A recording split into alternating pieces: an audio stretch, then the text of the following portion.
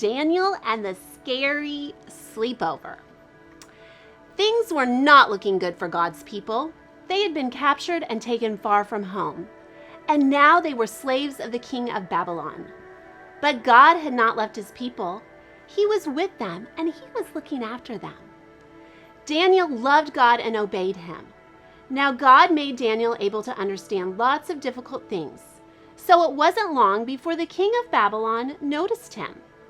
King Darius liked how clever Daniel was, so he made Daniel his most important helper of all and put him in charge of lots of other helpers. But the other helpers didn't like this. They wanted the king to like him best. They wanted to get rid of Daniel, so they spied on Daniel. They tried to find things wrong with Daniel, things they could tell the king. Things they could, but there weren't any. None. They couldn't find anything at all. Except there was just one thing. Every day, 3 times a day, without fail, no matter what, Daniel went to his room, closed the door, and prayed. They smiled to themselves. Let's get the king to make a law. No one is allowed to pray to anyone except to the king. Daniel won't obey this law, and he will be punished. They were pleased with themselves for being so clever and hurried off to tell the king. The king liked their idea. He didn't know they were tricking him, so he made it into a law. Everyone must pray only to me.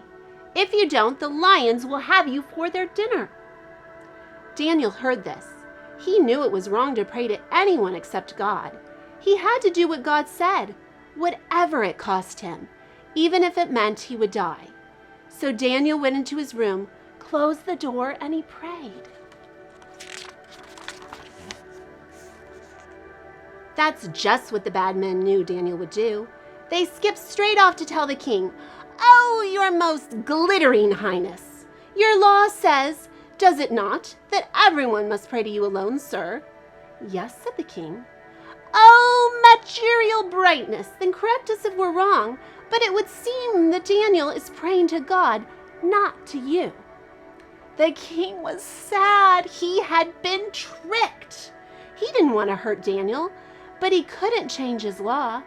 So he let the soldiers throw Daniel into the lions. "May your God, who loves you so much, rescue you," the king said. The king went back to his palace, but he didn't sleep that night, not a wink. He tossed and he turned until finally, at the first glimmer of dawn, he leaped out of bed and ran straight to the den.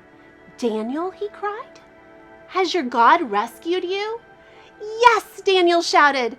"God sent an angel to close the lion's mouths." And there, resting his head on Daniel's lap, was the biggest lion, purring like a little kitty. The king brought Daniel out of the den. "Look," he said, "Daniel doesn't even have a scratch." The king made a new law. Daniel's God is the true God, the God who rescues.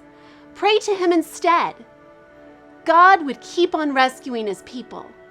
And the time was coming when God would send another brave hero like Daniel, who would love God and do what God said, whatever it cost him, even if it meant he would die.